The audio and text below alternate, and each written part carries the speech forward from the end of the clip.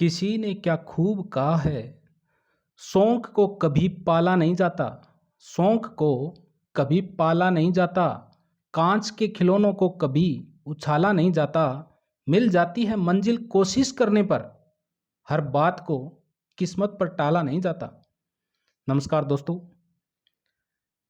आज हम आदिकालीन साहित्य, हिंदी साहित्य का इतिहास का पाठ नंबर 5 देखेंगे। इससे पहले 4 वीडियोस अपलोड कर दिए। अगर आपने नहीं देखे हैं तो आप प्ले लिस्ट में जाकर देख सकते हैं। अगर आपको वीडियो अच्छा लगे तो लाइक करें, शेयर करें, सब्सक्राइब करें और ऑल नोटिफिकेशन पे क्लिक करें ताकि आने वाली वीडियोस के बारे में आपको पता चल सके। चलो स्टार्ट करते हैं।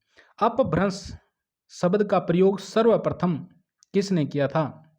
अपभ्रंश शब्द का प्रयोग सर्वप्रथम किसने किया था? भरत मुनि, पंतजलि, राजशेखर, भामह ने। तो अपभ्रंश शब्द का सर्वप्रथम प्रयोग किसने किया था? पंतजलि ने किया था। और पंतजलि ने कौन सा दर्शन दिया था? योग दर्शन। कौन सा दर्शन दिया? योग दर्शन। चलो इसकी व्याख्या भी देखते हैं।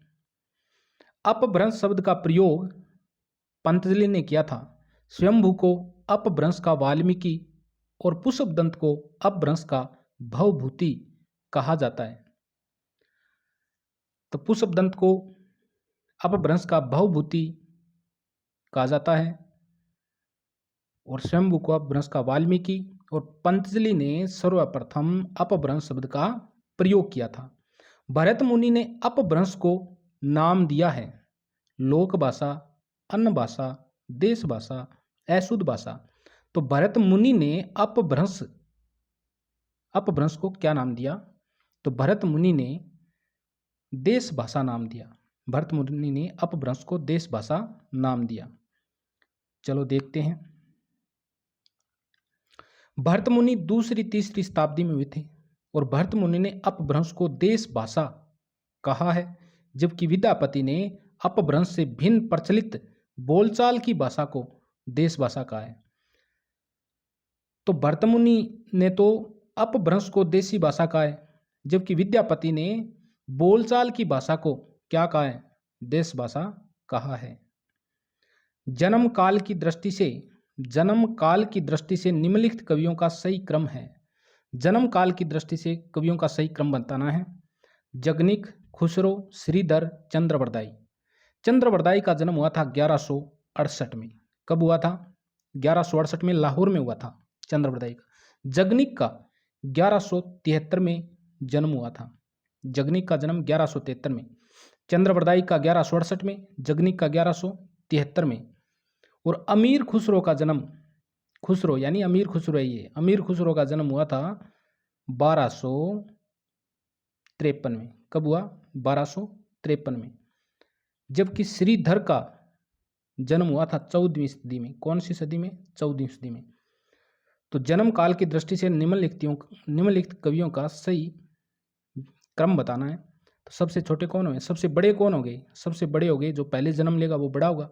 तो सबसे बड़ा यानी सबसे पहले जन्म किसका हुआ? चंद्रवरदाई का। तो चंद्रवरदाई सबसे पहले आएंगे। तो चंद्रवरदाई, उसके बाद में 1173 जगनिक, फिर खुसरो 1253 और फिर श्रीधर 14वीं शताब्दी। तो इस तरीके से 3 नंबर ऑप्शन सही होगा। इसकी व्याख्या भी देखते हैं। जन्म काल की दृष्टि से आदिकाल कवियों का सही क्रम निम्नलिखित है। चंद्रवरदाई का जन्म 1168 में, जगनिक का 1173 में, अमीर खुसरो का 1253 में और श्रीधर का 14वीं शताब्दी में जन्म हुआ था। पृथ्वीराज रासो के रचयिता कौन है? नाम बताइए। तो बहुत बार आ गया। पृथ्वीराज रासो का रचयिता चंद्रवरदाई है। ये आरपीएससी सेकंड ग्रेड में आया हुआ क्वेश्चन है। इसकी व्याख्या देखते हैं। पृथ्वीराज रासो के रचयिता चंद्रवरदाई हैं। अमीर खुसरो ने मुकरियां, पहेलियां, खालिक बारी, दो सूखने, गजल की रचना की है। जगनिक ने परमाल रासो, जिसे आलय खंड भी कहते हैं, की रचना की थी। और नरपति नालय ने तो विशलदेव रासो की रचना की है।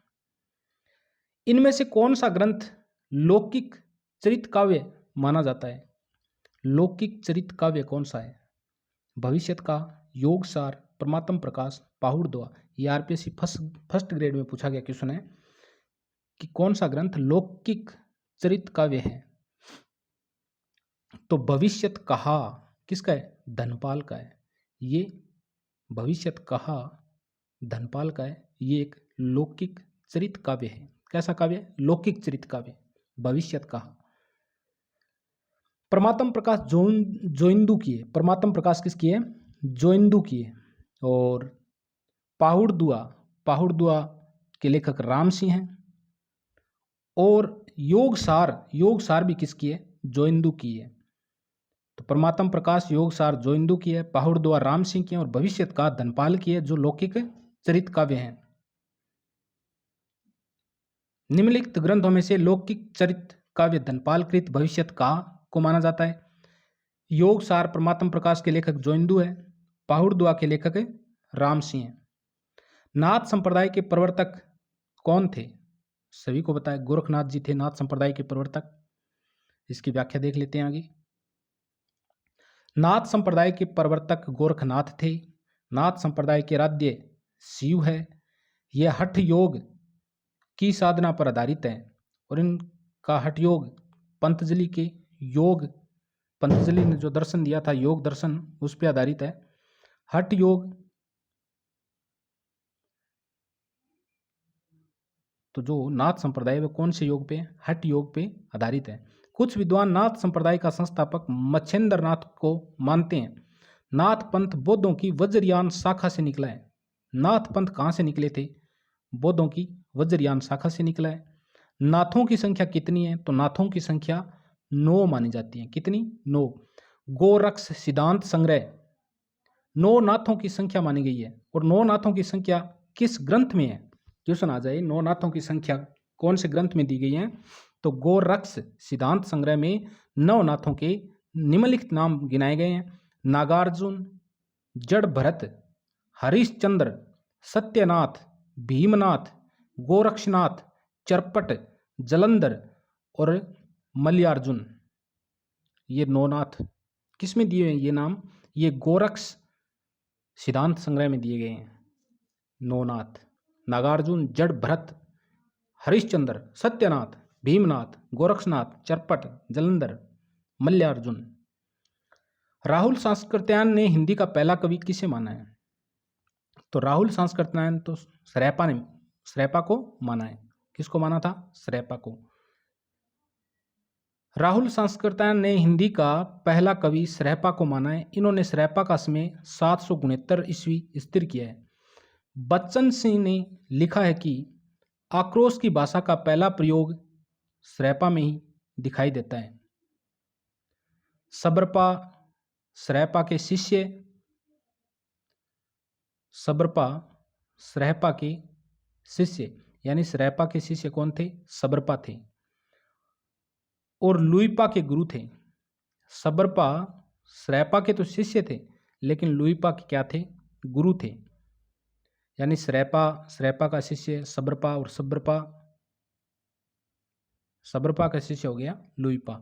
रामचंद्र शुक्ल ने चंद्रवरदाई को हिंदी का प्रथम महाकवि तथा पृथ्वीराज रासो को प्रथम महाकाव्य माना है। इन सिद्धों एवं नाथों में सबसे पुराना कौन है? श्रैपा, मच्छिंद्रनाथ, कण्हैपा, गोरखनाथ। इनमें सबसे पुराना कौन है? तो इसमें सबसे पुराने की बात करें तो श्रैपा 769 का है, और गोरखनाथ 13वीं-14वीं शताब्दी में वे थे, इसलिए सबसे। कण्हैपा भी बाद के ही है, 8वीं-10वीं शताब्दी के हैं। तो श्रैपा सबसे पुराने हैं। इनका देख लेते हैं, व्याख्या में देखेंगे क्या है ये। सिद्ध एवं नाथों में सबसे पुराने मच्छिंद्र नाथ है। सिद्धों एवं नाथों में सबसे पुराने मच्छिंद्र नाथ है। सिद्धों से ही नाथ संप्रदाय की उत्पत्ति हुई है, जिसका प्रणेता गोरखनाथ थे। श्रैपा को हिंदी का प्रथम कवि माना गया है, जिनकी रचना 2 आकोश है। कण्हैपा सिद्धों में सबसे श्रेष्ठ विद्वान है। कण्हैपा सिद्धों में सबसे श्रेष्ठ विद्वान है और सबसे बड़े कवि माने जाते हैं, किंतु इनका कोई ग्रंथ प्राप्त नहीं है कण्हैपा का। सिद्ध और नाथों में सबसे पुराना है। तो सिद्धों और नाथों में सबसे पुराना, तो सिद्धों और नाथों दोनों को देखें तो नाथ संप्रदाय सिद्धों से निकला है। अब सिद्ध संप्रदाय का प्रवर्तक आप सभी को पता है कि श्रैपा है, और उसके बाद में नाथ संप्रदाय निकला था, और नाथ संप्रदाय गुरु गोरखनाथ का, और गुरु गोरखनाथ के गुरु मच्छेंद्रनाथ थे, और गोरखनाथ जी 13वीं शताब्दी में, 13वीं 14वीं शताब्दी में, तो श्रैपा 769 में जन्मे। तो आप ही निर्णय करो कि पहले कौन था। मेरे हिसाब से तो ये ऑप्शन सही है, श्रैपा पहले था। बिसलदेव रासो की नायिका का नाम क्या है? राजवती, रूपवती, मृणालवती और राजमती। तो बिसलदेव रासो की नायिका कौन थी? तो बिसलदेव रासो की नायिका राजमती थी। कौन थी? राजमती। बिसलदेव रासो की नायिका राजमती है। बिसलदेव रासो 1212 ईस्वी में लिखा गया एक रासो साहित्य जिसके रचनाकार नरपति नालय है। ये 4 खंडों का वीर रस श्रृंगार रस प्रधान रचना है। हिंदी में सर्वप्रथम 12 मासा यानी 12 मासा ऋतु वर्णन यानी 12 महीनों का वर्णन बिसलदेव रासो में किया गया है। वीर काव्य परंपरा का प्रथम ग्रंथ बिसलदेव रासो को ही माना जाता है। तो वीर काव्य परंपरा का प्रथम ग्रंथ किसे माना जाता है? बिसलदेव रासो को। आदिकाल रासो साहित्य की प्रमुख प्रवृत्तियों से संबंधित कौन सा कथन सही नहीं है? तो कौन सा कथन सही नहीं है ये बताना है। और ये क्वेश्चन आरपीएससी सेकंड ग्रेड में आया था कि रासो साहित्य की प्रवृत्तियों से संबंधित कौन सा कथन सही नहीं है। इन साहित्य में यानी रासो साहित्य में राष्ट्र प्रेम का सुंदर चित्रण किया गया है, यही गलत है। क्योंकि आदिकाल की प्रवृत्ति राष्ट्र प्रेम नहीं थी। आदिकाल में किसका वर्णन किया गया? आदिकाल के साहित्य की क्या विशेषता है? तो उनमें युद्धों का सजीव वर्णन है।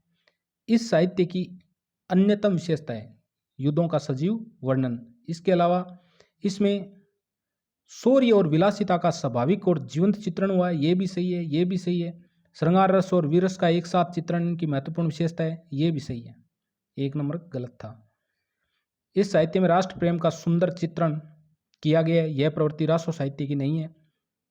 आदिकालीन रासो साहित्य की प्रमुख प्रवृत्तियां देखते हैं। आदिकालीन रासो साहित्य में युद्धों का सजीव वर्णन किया गया, शौर्य और विलासिता का स्वाभाविक जीवंत चित्रण हुआ है। श्रृंगार रस और वीरस का एक साथ चित्रण रासो साहित्य की क्या है? महत्वपूर्ण विशेषता है। अपने आश्रय दाता राजाओं तथा उनकी प्रेम कहानी की प्रशंसा करना भी आदिकाल की प्रमुख प्रवृत्ति रही है। उसके बाद में बात करें कि विद्यापति इनमें से किस रचना के आधार पर मैथिल कोकिल कहलाए थे? पदावली के आधार पर, क्योंकि पदावली को इन्होंने किस भाषा में लिखा था? मैथिली में। विद्यापति पदावली रचना के आधार पर मैथिल कोकिल कहलाए क्योंकि पदावली रचना विद्यापति जी ने मैथिली भाषा में लिखी है। कीर्ति पताका की रचना विद्यापति ने अवट में, कौन सी भाषा में? अवट भाषा में। चाहे कीर्ति पताका हो चाहे कीर्ति लता हो, दोनों की भाषा क्या है? अवट है, जबकि पदावली की भाषा मैथिली है। विभिन्न विद्वानों ने विद्यापति को श्रृंगारी, भगत एवं रहस्यवादी कवि माना है, जो इस प्रकार है। देखते हैं कौन श्रृंगारी मानता है विद्यापति को, कौन रहस्यवादी मानता है, कौन भगत कवि मानता है। हर प्रसाद शास्त्री, रामचंद्र शुक्ल, सुभद्रा झा, डॉक्टर रामकुमार वर्मा और रामवृक्ष बेनीपुरी ये विद्यापति को श्रृंगारी कवि मानते हैं, जबकि बाबू ब्रजनंदन सहाय, श्याम सुंदर दास, हजारी प्रसाद द्विवेदी ये भगत कवि मानते हैं। जॉर्ज ग्रियर्सन, नागेंद्रनाथ गुप्त और जनार्दन मिश्र ये रहस्यवादी मानते हैं। तो विद्यापति को श्रृंगारी कवि मानने वाले कौन कौन से हैं? रामचंद्र शुक्ल, इन्होंने तो यहाँ तक कह दिया था कि अध्यात्म के रंग के चश्मे आजकल बहुत बड़े सस्ते हो गए हैं। तो ये रामचंद्र शुक्ल ने इसी के बारे में कहा था। तो रामचंद्र शुक्ल, डॉक्टर रामकुमार वर्मा, राम वृक्ष बेनीपुरी, हरप्रसाद शास्त्री, सुभद्रा झा ये तो श्रृंगारी मानते हैं। बाबू ब्रजनंदन साय, श्याम सुंदर दास और हजारी प्रसाद द्विवेदी ये मोस्ट है। हजारी प्रसाद द्विवेदी और श्याम सुंदर दास भगत कवि मानते हैं। जॉर्ज ग्रियर्सन, नागेंद्रनाथ गुप्त और जनार्दन मिश्र विद्यापति को रहस्यवादी मानते हैं। चंदनवाला रास के रचयिता है, ये नेट एग्जाम में आया क्वेश्चन है कि चंदनवाला रास के रचयिता कौन थे? ये आसगू कवि थे। कहाँ के थे? ये जालोर के थे। कहाँ के थे? ये जालोर के कवि थे। चंदनबाला रास के रचयिता आसगु है। अन्य रचनाकारों की रचना इस प्रकार है जो आए हैं ऑप्शन में। जिनध्रम सूरी, जिनध्रम, जिन यानी जिन बड़ा होता है, जिन, एलिफ लैला वो नाटक देखा होगा आपने, उनमें वो जिन होते हैं, वो उनका शरीर बहुत बड़ा होते हैं, यानी बड़ा होता है, उसे स्थूल कहा जाता है। तो जिनध्रम सूरी क्या लिखा? स्थूलीभद्र रास लिखा। विजयसेन सूरी रेवंतगिरी रास लिखा। ये रेवंतगिरी एक तीर्थ स्थान है जैनियों का, जैन धर्म वालों का तीर्थ स्थान है रेवंतगिरी। और विजयसेन सूरी ने रेवंतगिरी रास में रेवंतगिरी तीर्थ का वर्णन किया है। जिनदत्त सूरी, जिनदत्त सूरी क्या है? उपदेश रसायन रास, चरचरी, काल स्वरूप कुल्लक, ये ग्रंथ भी किसके हैं? जिनदत्त सूरी के हैं। अमावस्या के घरी झिलमिली, चंदा पूनम के घरी सूर। अमावस्या के घरी झिलमिली, चंदा पूनम के घरी सूर। नांद के घरी बयंद गरजे, बाजत अनहद तूर। उपयुक्त काव्यांश में अनहद नाद की स्थिति को व्यक्त करने वाले योगी संत का नाम है। तो अनहद नाद, कुंडलिनी, ये बातें किसने की थी? तो ये बातें गोरखनाथ जी ने की थी। किसने? गोरखनाथ जी ने। चलो इसकी थोड़ी देख लेते हैं व्याख्या।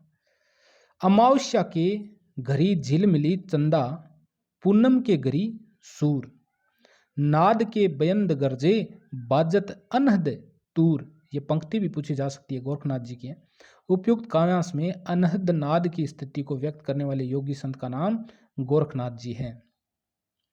पृथ्वीराज रासों में कितने समय अथवा सर्ग है? तो पृथ्वीराज रासों में 69 समय अथवा सर्ग है। जो इन पृथ्वीराज रासों के 4 खंड मिलते हैं। कितने खंड मिलते हैं? 4 खंड मिलते हैं। जो सबसे पहले प्रकाशित हुई, सबसे पहले जो खंड प्रकाशित हुआ था, उस खंड में 16,306 छंद थे और उसमें 68 प्रकार के छंद थे। कितने प्रकार के? प्रकार कितने हैं? 16,306 तो छंद थे। और कितने प्रकार के थे?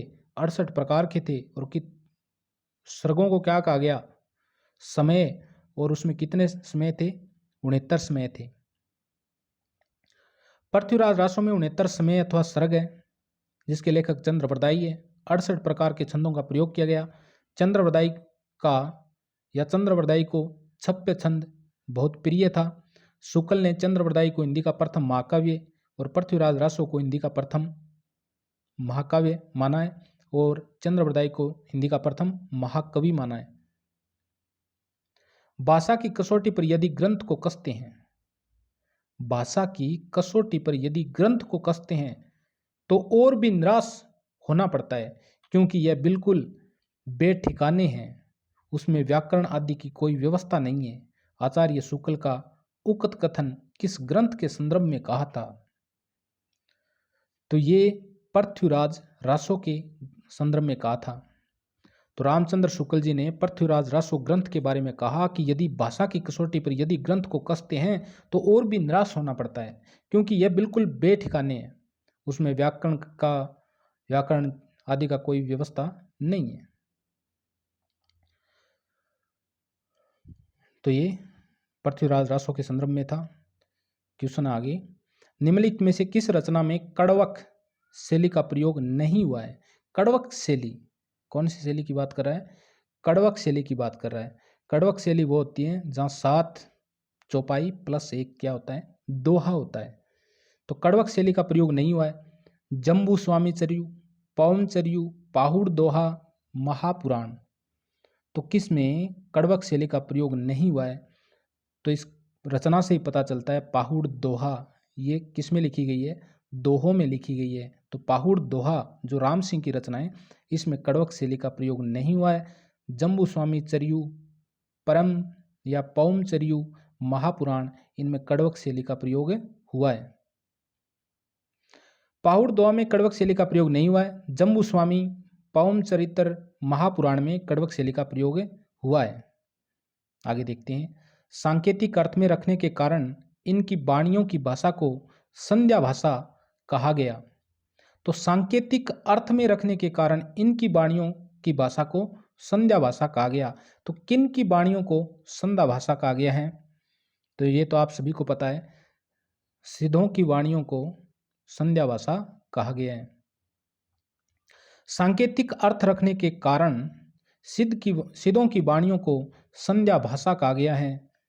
सिद्ध साहित्य के प्रथम कवि श्रैपा 769 ईस्वी को माना जाता है। इनकी अन्य नाम इनका सरोज वज्र, राहुल भद्र आदि नामों से भी जाना जाता है। सिद्धों में सबसे पुराने श्रैपाद है। कौन है? श्रैपाद। श्रैपाद के शिष्य कौन थे? सबरपा थे। सबरपा के शिष्य कौन थे? लुइपा थे। लुइपा उम्र में अगर कर्म पूछे ना, तो कर्म के हिसाब से देखें तो श्रैपा के बाद में जन्म हुआ लुइपा का, लुइपा के बाद में जन्म हुआ सबरपा का। लेकिन शिष्य और गुरु और शिष्य की परंपरा में देखें तो श्रैपा का शिष्य सबरपा, सबरपा का शिष्य लुइपा था। लेकिन जन्म के क्रम में लुइपा सबरपा से पहले आता है। आदिकाल के किस कवि की भाषा हिंदी के वर्तमान रूप के सर्वाधिक निकट है? आदिकाल के किस कवि की भाषा हिंदी के वर्तमान रूप के सर्वाधिक निकट है? तो यहाँ पर किसका नाम आ रहा है? अमीर खुसरो का नाम आ रहा है। तो इसी की सर्वाधिक निकट है। देखते हैं इनकी व्याख्या। आदिकाल के कवि अमीर खुसरो की भाषा हिंदी के वर्तमान रूप के सर्वाधिक निकट है। मुल्ला दाऊद निर्गुण धारा के प्रेम मार्गी सूफी शाखा के कवि है।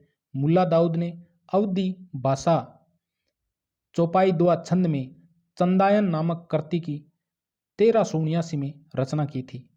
तो चंदायन रचना किसकी है? मुल्ला दाऊद की है। ये प्रेम मार्गी सूफी संत थे जिन्होंने अवधी भाषा में चंदायन की रचना की 1379 में।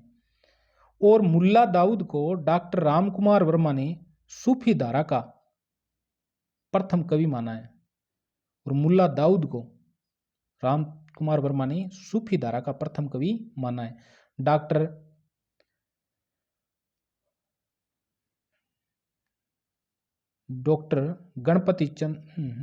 डॉक्टर प्रसाद गुप्त चंदायन को लोर कहा या लोर कथा नाम से अभिहित किया है। डॉक्टर हजारी प्रसाद द्विवेदी है, न कि ये गुप्त है। इन्होंने चंदायन को लोर कहा या लोर कथा नाम से अभिहित किया है।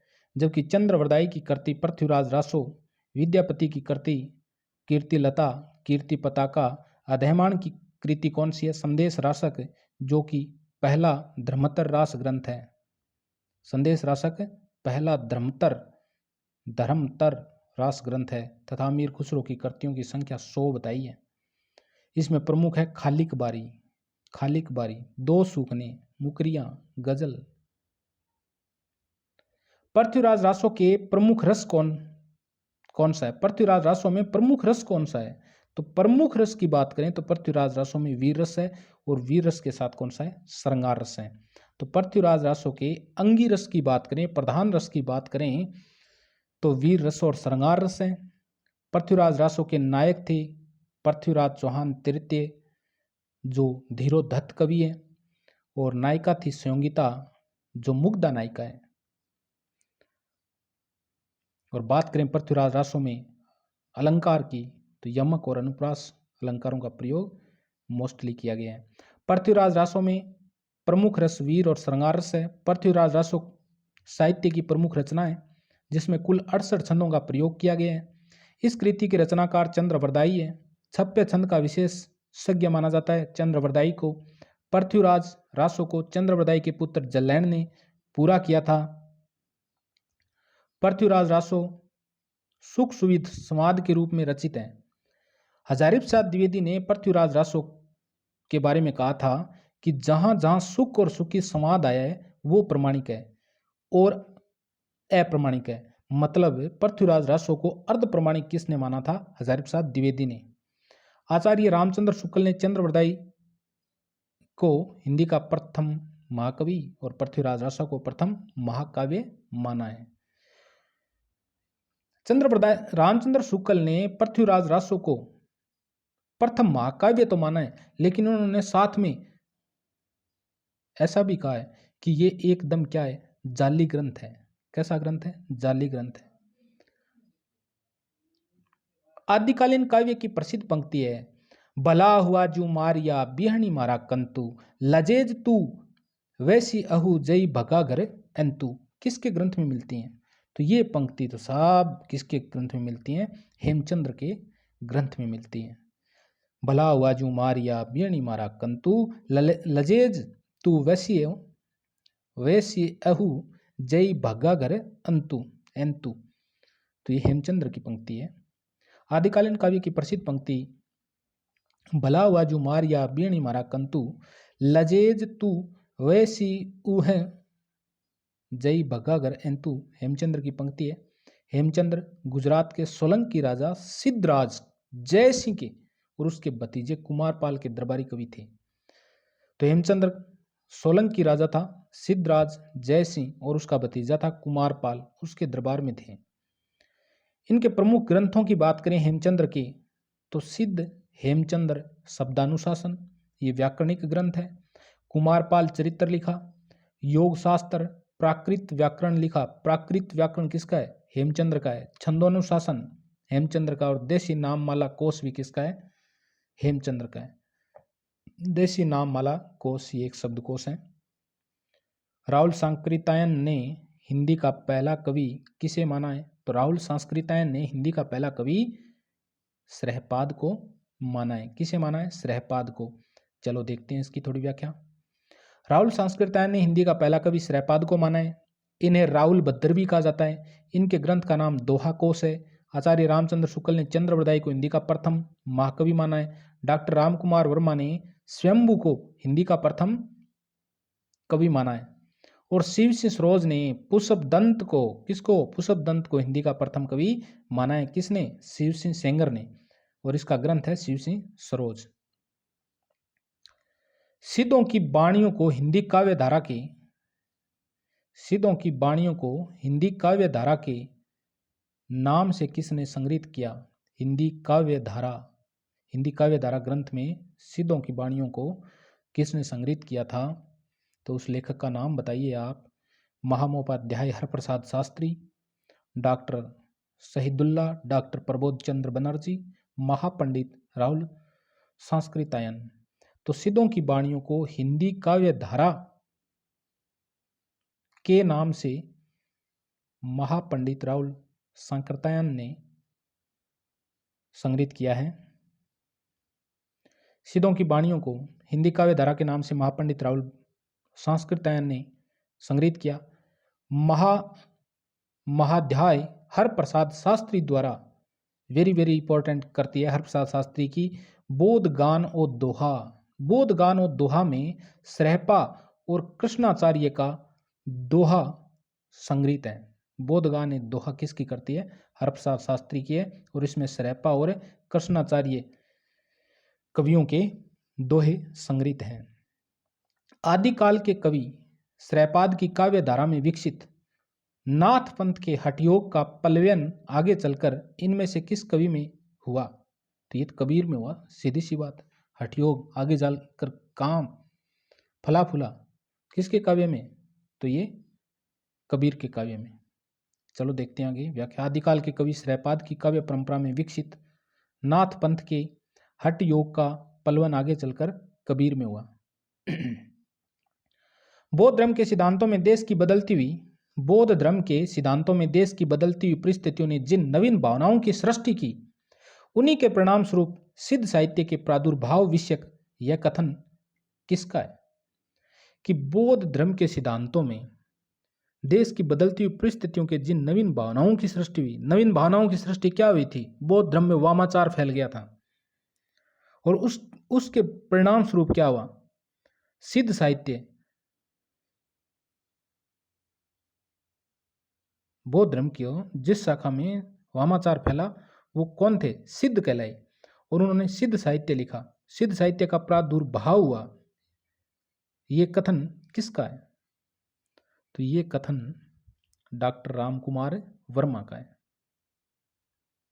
बौद्ध धर्म के सिद्धांतों में देश की बदलती हुई परिस्थितियों में जिन नवीन भावनाओं की सृष्टि की, उन्हीं के परिणाम स्वरूप सिद्ध साहित्य की रूपरेखा तैयार हुई। सिद्ध साहित्य के प्रादुर्भाव विषय की एक कथन डॉक्टर रामकुमार वर्मा का है। भरतेश्वर बाहुबली रास इनमें से किस काव्य धारा का ग्रंथ है? जैन रासो, सिद्ध साहित्य, नाथ साहित्य। भरतेश्वर बाहुबली रास किस धारा का ये? तो ये एक जैन साहित्य है। भरतेश्वर बाहुबली रास है, न कि रासो। अगर रासो होता तो रासो साहित्य हो जाता। ये क्या है? भरतेश्वर बाहुबली रास है, जो जैन साहित्य है। और भरतेश्वर बाहुबली रास की रचना किसने की थी? शालिभद्र सूरी ने की थी। व्याख्या देखते हैं इसकी। भरतेश्वर बाहुबली रास इनमें से जैन साहित्य काव्य धारा का ग्रंथ है। इसके लेखक शालिभद्र सूरी है। गणपति चंद्र गुप्त ने शालिभद्र सूरी को हिंदी का प्रथम कवि माना है। आचार्य रामचंद्र शुक्ल ने रासो साहित्य का वितरण वीरगाथा काल के अंतर्गत दिया है। यानी आदिकाल का नाम क्या नाम दिया था? आदिकाल को शुक्ल ने वीरगाथा काल नाम दिया था। शुक्ल ने चंद्रवृदाई को हिंदी का प्रथम महाकवि माना है। सिद्ध साहित्य के अंतर्गत सरहपा आते हैं। इसको राहुल संस्कृतायन हिंदी का प्रथम कवि मानते हैं। सरहपा की रचना है दोहा कोश। गोरखनाथ का नाथ पंथ बौद्धों की वज्रयान शाखा से निकला था। जो गोरखनाथ जी का नाथ पंथ है वो कहाँ से निकला था? नाथ पंथ ये बौद्ध धर्म की वज्रयान शाखा से निकला हुआ माना जाता है। निम्न में से कौन सी रचना शिलांकित है? यानी शिलाओं पर, बड़ी बड़ी शिलाओं पर लिखी गई है। कौन सी रचना लिखी गई है? वर्ण रत्नाकर, वसंत विलास, उक्ति व्यक्ति प्रकरण, राउलवेल। तो कौन सी रचना है वो शिलाओं पर लिखी गई है? तो वो रचना है राउलवेल। राउलवेल किसकी रचना थी? तो राउलवेल रोड़ा कवि की रचना थी। किसकी? रोड़ा कवि की।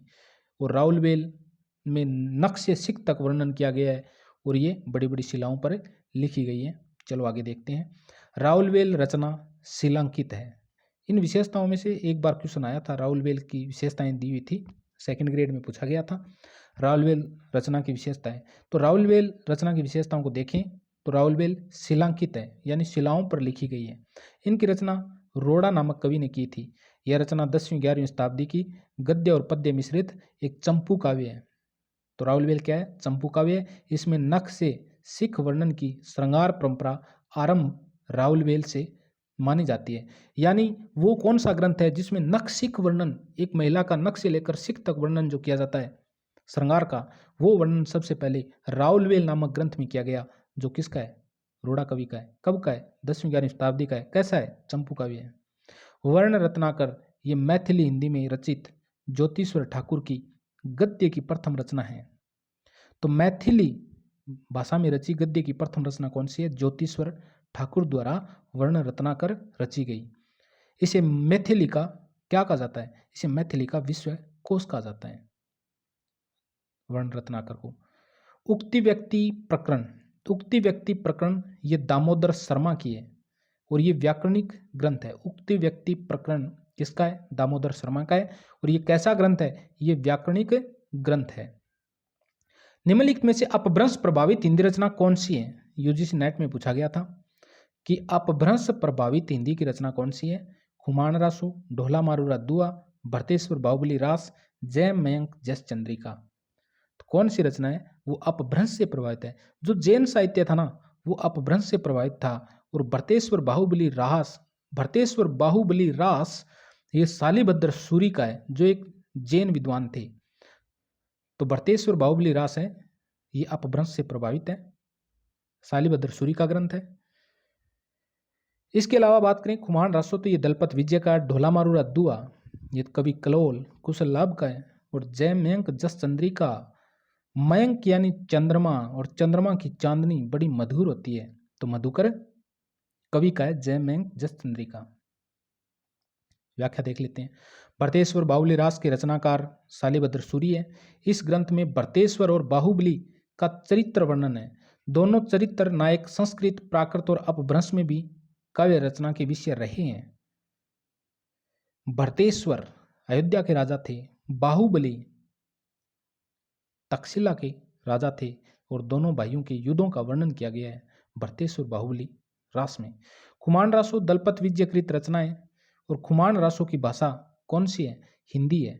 ढोला मार रद्दुआ एक लोक भाषा काव्य है और ढोला मार रद्दुआ की भाषा कौन सी है? राजस्थानी है। मधुकर कवि द्वारा रचित है जय मेघ जस चंद्रिका, जो अभी तक उपलब्ध नहीं है और इसके बारे में केवल जानकारी मिलती है राठौड़ारी ख्यात में। राठौड़ारी ख्यात किसकी है वो आप कमेंट में बताएं कि राठौड़ारी ख्यात रचना किसकी है। ग्रियर्सन कृत the modern vernacular literature of northern Hindustan का हिंदी अनुवाद किसने किया था? तो ये पुस्तक तो किसकी है? हिंदी साहित्य के इतिहास से संबंधित लिखी गई थी। The modern vernacular literature of northern Hindustan Grierson की है ये। और इसका सबसे पहले हिंदी अनुवाद किसने किया था वो बताना है। डॉक्टर किशोरीलाल गुप्त ने, डॉक्टर राम कुमार वर्मा ने, डॉक्टर लक्ष्मी सागर वार्ष्णेय ने, डॉक्टर जगदीश गुप्त ने। तो इसका सबसे पहले हिंदी अनुवाद किसने किया था? तो डॉक्टर किशोरीलाल गुप्त ने। The modern vernacular literature of northern Hindustan का अनुवाद सर्वप्रथम किसने किया था? तो किशोरीलाल गुप्त ने किया था। और किशोरीलाल गुप्त ने तो ग्रियर्सन की पुस्तक का हिंदी अनुवाद किया, जबकि लक्ष्मी सागर वार्ष्णेय ने गारसा दे तासी की इस्तवार दे ला लित्रेव्यूर हिंदुस्तानी का हिंदी अनुवाद किया था। तो ग्रियर्सन की पुस्तक का हिंदी अनुवाद किया था किशोरीलाल गोस्वामी ने और गारसा दे तासी के ग्रंथ का हिंदी अनुवाद किया था लक्ष्मी सागर वार्ष्णेय ने। आदिकालीन हिंदी साहित्य में श्रृंगार रस की धारा किस कृति आदिकालीन हिंदी साहित्य में श्रृंगार रस की धारा किस कृति से उद्भूत मानी जाती है? यानी श्रृंगार रस की धारा, अभी हमने बात की थी संदेश रासक से श्रृंगार रस की धारा का उद्भव माना जाता है। संदेश रासक की रचयिता अब्दुल रहमान है। हजारी प्रसाद द्विवेदी के अनुसार अब्दुल रहमान हिंदी के प्रथम कवि है। आदिकालीन हिंदी साहित्य में श्रृंगार रस की धारा किस कृति से अद्भुत मानी जाती है? अद्भुत श्रृंगार रस है संदेश रासक में। सिद्ध साहित्य के बारे में सत्य कथन है। सिद्धों में पंचमकार की प्रवृत्ति देखने को मिलती है। पंचमकार में मांस, मदिरा, मैथुन, मुद्रा और मछली ये आते हैं। तो ये सही है, सत्य कथन यही होगा इनका। इसके बाद में देखिए सिद्धों की संख्या 84 मानी जाती है, ये भी सही है। बिहार का नालंदा और तक्षशिला का विद्यापीठ सिद्धों के प्रमुख स्थल रहे हैं, ये भी सही है। तो ऑप्शन नंबर 4 होगा उपरोक्त सभी। तो ये सभी सही है। तो सिद्धों में पंचमकार कौन से हैं? एक तो मांस है, एक मदिरा है, एक मैथुन है, एक मुद्रा है और एक मछली है। मछली ये आरपीएससी में पूछा गया था। प्राकृत पेंगलम किस विषय पर केंद्रित है? तो प्राकृत पेंगलम न्यायशास्त्र, दर्शन, छंदशास्त्र, काव्यशास्त्र और दर्शन शास्त्र किस पे आधारित है? तो प्राकृत पेंगलम एक छंदशास्त्र ग्रंथ है। इसकी व्याख्या देखते हैं। प्राकृत पेंगलम मूलतः छंदशास्त्र पर आधारित है।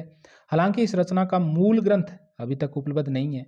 इस रचना में विद्याधर, सारंगधर, बब्बर और जंजल इन चारों कवियों की रचनाओं का संकलन है और इन कवियों की रचनाओं के संकलनकर्ता कौन है? लक्ष्मीधर है। तो प्राकृत पेंगलम किससे संबंधित है? तो ये छंद शास्त्र से संबंधित है। प्राकृत पेंगलम का संकलन किसने किया? तो लक्ष्मीधर ने किया। प्राकृत पेंगलम में किन कवियों के दोहे छंद मिलते हैं? तो विद्याधर, सारंगधर, बब्बर और जंजल के मिलते हैं। आज का लास्ट एंड फाइनल क्वेश्चन होगा ये। हिंदी साहित्य इतिहास लेखन कार्य से संबंधित लेखकों को सही कालक्रम में लगाएं। मिश्र बंधु, जॉर्ज ग्रियर्सन, शिवसी सेंगर, गारसा दे तासी। तो इसमें सबसे पहले कौन आएगा?